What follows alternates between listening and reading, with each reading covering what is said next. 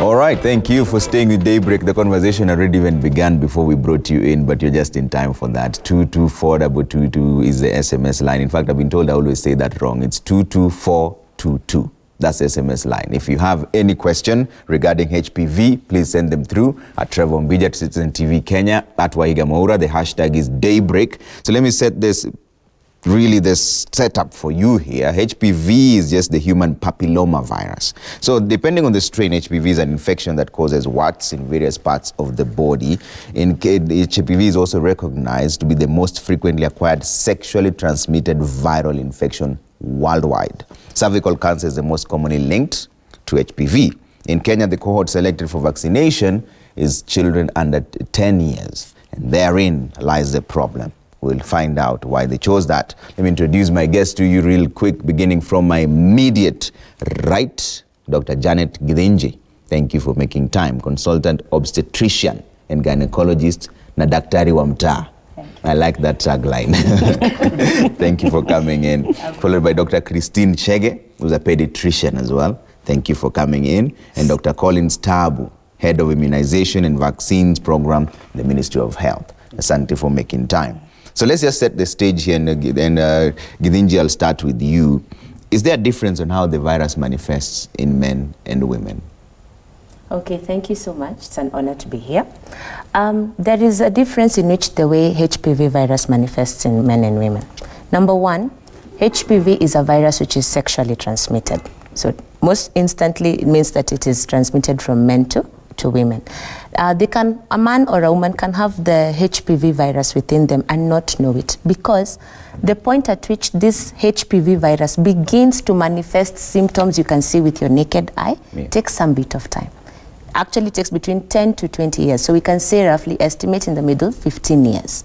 So by the time you actually begin to see any differences in your body or any manifestations with the naked eye, that is when usually the virus begins to create that kind of problem. So in men, it can cause cancer still, can cause cancer of the penis, can cause cancer of the anus, it can cause cancer of the oral tract, the mouth and the back of the throat. In the women, it can cause cancer of the cervix, cancer of the vagina, still also cancer of the anus, and still also cancer of the mouth and the back of the throat. Why? Because this is a sexually transmitted disease. We know that there are many forms of having sexual contact nowadays. There is oral genital, there is genital genital, there is genital anal, there is anal anal, there is hand genital. So either way, you can transmit all these viruses by virtue of the contact points, because it's also skin-to-skin contact. And as a result, that is how it manifests. Usually manifests more in women because it is the precursor, the causative agent that goes on ahead to create cancer of the cervix. Okay. All right. So to put it in context, it's like if you plant a seed in the ground. You've planted a seed of a bean, for example. Until you start seeing it sprouting from the ground level does not mean it wasn't growing in there. That is how HPV virus behaves. Okay. Yes. And let's bring in Dr. Tabu on this. The cohort that Kenya has selected are girls of 10 years. How did you land at that figure? Why not 15? And probably why not 20 or 28? Thank you, Trevor. Perhaps to be able to best answer you, I'll try to put you into context in the first place, instead of just going straight to that answer. Kenya is faced with a double burden of disease, both infectious diseases and non-communicable diseases, of which cancer is a huge problem. In Kenya today, we have a significant burden of cancer, and we're having cervical cancer being the leading cause of cancer deaths among women as it is today. In Kenya today, we're losing 9 women from cervical cancer.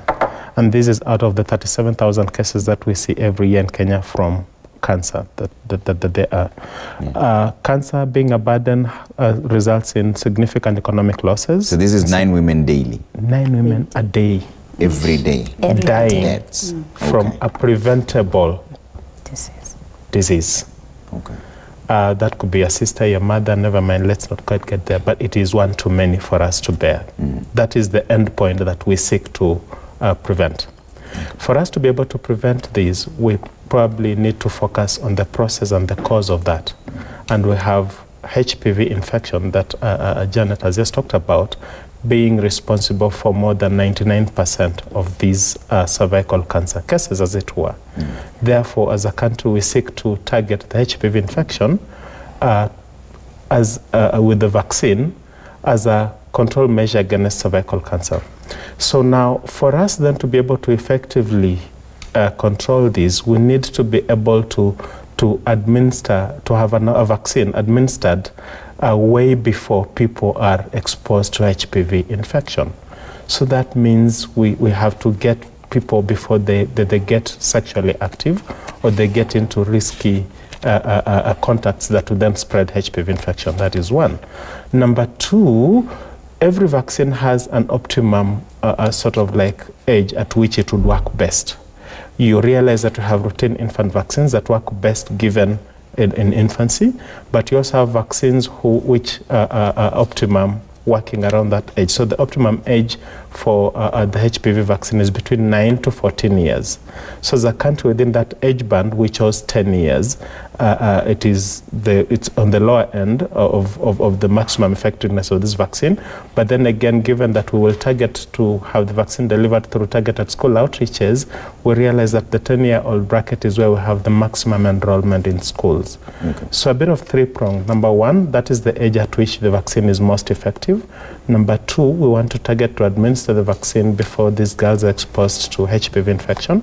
And number three, we want to choose an age where we have the maximum reach to our target population, as it were. That is the reason why we're choosing the 10-year-old. And that is the concern from parents mostly, is do you seek their consent? Because these are children, really. Yes, you do realize that at that time, and legally in Kenya, the age of consent is about 18 years. That's for the sexual contact, but for the parents, do you seek their consent before you immunize them? Yes, we seek to engage, share information with the parents, allay any fears, and of course seek their consent to get their children vaccinated. That's why we have engaged through every platform. We have engaged teachers specifically because they're in contact with the children and they take the message back to the parents, so that if there's any issue, it then needs to be sorted out at that level. So yes, we are seeking consent. What is the current age band of sexual exposure in Kenya today? Is it children under 10? Is it 14, 15? It's basically the teens, the late teens, but maybe my gynecological legal. Actually, according to the Kenya Demographic and Health Survey, which was done in 2014, it actually shows that there is around 15% who have started having a sexual debut by age 18, 50% by age 15. So 15% already have begun having sexual intercourse by age 15. 50% by age 18. So already that is more than the majority, 50% plus 15. So 65% and 71% by age 20. And remember, this is a mean. As we say in Dr. Romta, vitu kwa ground ni tofauti. So bado, you'll still find that there's still a group of people who are even having sexual intercourse at a much lesser age. And also to back up what Dr. Tabu is saying, a study that had been done where 4 clinical trials were done to choose the efficacy in terms of age, they had seen that the use of this vaccine in a HPV naive person, that means a person who has never come into contact with getting this virus, meaning someone who's never had sex, someone who's never started, that is why they're choosing this target group, is 99%. 99%. And 44% for people who've ever been exposed before with the HPV virus. So it is even better to get them before they actively begin to have the virus, because it offers much better protection. Okay. Yes. Dr. Shagi, you're the only pediatrician here. Is this vaccine safe for children? Because children under 10 years, that's a child. Well, remember, newborns are also vaccinated. In fact, newborns actually get 2 or 3 vaccines. Here, we are talking about 10-year-old standard for girls getting 1 vaccine. The side effect of the vaccine, I'm sure that is what parents really want to know. Are they any more different from the other side effects? Remember, at some point, when the children are 6 weeks, 10 weeks, they actually get close to 10 antigens. We call them antigens. You get hepatitis B, rotavirus, all of them given to you at a go. Here we are only giving 1 injection. So for the children who have been getting, and remember, this vaccine has actually been in the private sector before the government has rolled it out. It's been there since 2007. The girls have been getting it. There are no unusual side effects, except the usual ones that we see, the pain at the injection site, a little bit of fever, which is actually, I don't think I've really encountered much fever. And remember now... But is there an actual study that shows that it is safe? It is safe. Yes. She has just mentioned the 4 large clinical trials. And then remember, for vaccines, there is a global advisory body for vaccines. And every country under WHO that is giving vaccines is supposed to report. So the vaccinators are supposed to record any side effects and take to Dr. Tabu's office, and then he will give back feedback to the global advisory body. And then, because with vaccines, it's an ongoing process. Remember, right now we have the vaccine that is covering only 4 and serotypes of HPV. Of course, research is ongoing to come up with even stronger vaccines, not just for HPV, but even the other vaccines. So back to the issue of side effects. So other than that, remember, we are giving this vaccine to girls. And you know that preteens, because I am also a doctor for adolescents, I'm also because adolescents are also children. They're still living with their mother and father and still being paid for school fees and rent. So they are still children. So for girls, there is this issue of hysteria. And so some girls might manifest some kind of fainting spells. But again, it depends on the context, the cultural context. We haven't seen much fainting here. But in the West, there is a bit of fainting. Actually, it's not an actual side effect. It's hysterical, that's what you're saying. Let me not say it is hysterical, because let's just call it in Japan. Yeah, there is a little bit of, because they don't do anything much. They just faint a bit. So it is recommended when you vaccinate, you tell them to sit down somewhere. Okay. Yeah. In fact, to add on to this, on side effects, because some of these issues of discussing with parents and getting informed consent is very important. These children still are under 18. They're still under the custody of the parents. And out there, the confusion is, do we vaccinate? Do we not vaccinate? Where do we turn to? And this is where we usually insist on the interaction between the parents, that child, and their gynecologist. So that you sit, you air out all the concerns, and you're able to actually even open pamphlets together and discuss. And I quote, some of these side effects that are indicated are pain, swelling, redness, stinging, bruising, some bit of bleeding at the injection site, headache, fever, nausea, diarrhea, abdominal discomfort, and now the fainting. Severe adverse effects like neurological symptoms are rare, even less than 1 case per 1 million vaccinations. So that is how rare the effects are. If you picked a pamphlet of Panadol, you will never swallow that. You'll never take Panadol. Ever. If you took a pamphlet of even Eno, it's probably, they could even be death, because they have to make sure there's too many warning signs. So you have to look at it in that context. Even when we take polio, it's written 1 in 200. You can get paralysis. But it doesn't mean that you don't get the vaccine. Okay. You wanted to jump in. Actually, just jumping in, like on the pamphlet of Panadol, the last side effect written there is death. Yeah, it always is if you're looking at that, I would actually die. I could actually die from taking Panadol. But anyway, coming back to this, and like my colleague said, remember the vaccine has been used in private sector and all of these private hospitals from the year 2007. By the time it was introduced in 2007, it was independently evaluated and licensed by our Pharmacy and Poisons Board. And every year it has to be evaluated, and there has to be a retention certificate issued for the same product. What the government is doing today, and through the guidance under the context of the UHC, is moving to make this otherwise expensive vaccine that costs about 8,000 shillings in private sector per dose, to make it now more available to Kenyans, all Kenyans who would otherwise not afford it. So it's not a new product being brought into the market. We have not had this side effects to talk about in private sector. We don't want to limit the benefits there. Number two, again, the journey to HPV vaccine introduction is not beginning with us today. No. This conversation began with us in the year 2012. We started sifting through evidence, and we have 2 independent entities professionals, Kenya National Technical Advisory Group for Immunization. We have a National Vaccine Safety Advisory Group. So these two sift through a lot of scientific evidence that is available and make an independent advisory opinion. So they did advise. And between the year 2014 and 2015, we actually had our own pilot vaccination program with this same vaccine in Kitui County, where we vaccinated 22,500 girls. What were the results of that? Yes, the idea was not really to test it in girls and see if they'll react, no.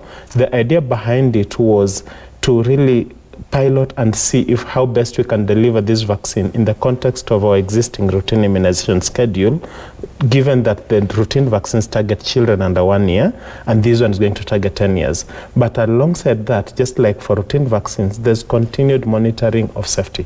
Like I've told you, every year the product has to be sort of like licensed, or a retention certificate issued afresh. So from that time, there was nothing. Number 3, again, as we do these, you talked about studies. There may be 4 to 6, is it 4? Yeah, 4 clinical trials. Clinical trials. But beyond that, there's a systematic review of 26 studies just on safety alone in the whole world, and we can be able to share that evidence. And most of the side effects we're talking about actually have been disapproved. Most of the ones that actually there is what my colleagues, Dr. Chege and Dr. Janet here, have talked about. So the one that would worry a bit initially was a bit of that fainting attacks, but then again it was linked to a bit of anxiety related issues. I will take you back again to our history books, and you've heard of stories where a whole school faints just because they thought they saw a ghost on a window, so the whole class has actually collapsed and they fainted. Then the next thing you hear, oh, that principal must be a devil worshipper, or something must be happening. That's an example of an anxiety attack. So you'd probably vaccinate a girl, like happened in Japan, and a girl screams out, and the others think, oh, something bad, so everybody collapses. And even the ones who've not been vaccinated would actually still faint anyway. So would they react to the vaccine even before vaccination, or something like that? So we need to interpret all of these information pieces that we receive in the context in which they are. So essentially you're saying here in Kenya you've not seen any adverse effects? Like we have not seen any adverse effect. We continue to monitor alongside every other drug and alongside every other vaccine. And this process is as rigorous as enough to even check the demographics, the environment. It does check all of that. Because we've also been seeing vaccines where react differently to people from a different place. Exactly. Okay. So we're not taking the information that comes with the vaccine. We're looking at our own context and saying, you know, what is our context? What is it within our setup? I may also add, back to the side effects. You know, sometimes we want to blame the vaccine, but there are other factors. For example, this vaccine is being administered by a human being in a health facility. It is very important to go to approved health facilities where there are trained health workers who are using approved methods to store vaccines. There are some backstreet places that may want to just store the vaccine without the recommended temperatures, and then the administrators may not be necessarily trained, because the people who are trained would be careful in administering. So sometimes we may have isolated, not just in Kenya, but even in other places, we may have isolated incidences of adverse events related to the vaccination episode, and they may not necessarily be due to the vaccine. On the other hand, and maybe this is especially in the younger children, for example, a child is in the what we call incubation period of a disease. Maybe they're having just an underlying illness that is about to come up. Could be an infectious disease that is about to come up, and that is around the time that they've come for their vaccination. Then after the vaccination, the illness now goes on as it was progressing, and then of course the vaccine is likely to be blamed. So we always have to ensure, whenever there is an effect that you're not sure of, go back to your doctor, and then they will check everything. Yeah, that's what I wanted to add. And maybe to add also onto this, for the sake of the general public, because we will say the word studies, and maybe you never know, it's important for us to be very clear. A clinical trial is the highest form of evidence-forming body, the highest. in the pyramid. Clinical trials are at the highest, they're the top level evidence. So when we say they conducted 4 of those, where they even did the clinical trials before licensing the drugs, and after that followed by post-license surveillance, because that is what the vaccine bodies also continue to do. Not only do they do the trials, they find this, and then after they find this, they continue to surveil even after the vaccines have been rolled out. It is the top level evidence. So that is why I keep saying, even when somebody feels, okay, I have this feeling, or I have this antagonistic kind of, answer or even opinion, give me the evidence. Give us the evidence that support your claim. Because at the end of the day, we have to speak science. Yes. So right now, the evidence you have is that there's no adverse effects. There is no adverse effects that are giving these neurological deficits that are being propagated in some of these other things that we're seeing on social media. All right, and on that note, I have to take a quick break. We'll be back with more discussions. Remember, this discussion is being had in 2 separate forms. So the team I have with me are for the HPV vaccination. There's a team that will come and speak to Waiga Mwaura, who are against it completely. They'll table their arguments as well. If you have any questions, 22422 is the SMS line. At Trevor Mbija, Tits and TV Kenya. At Waiga Mwaura, #Daybreak. We'll see you in just a bit. I already see some of the questions coming through. I will ask our panelists when we come back.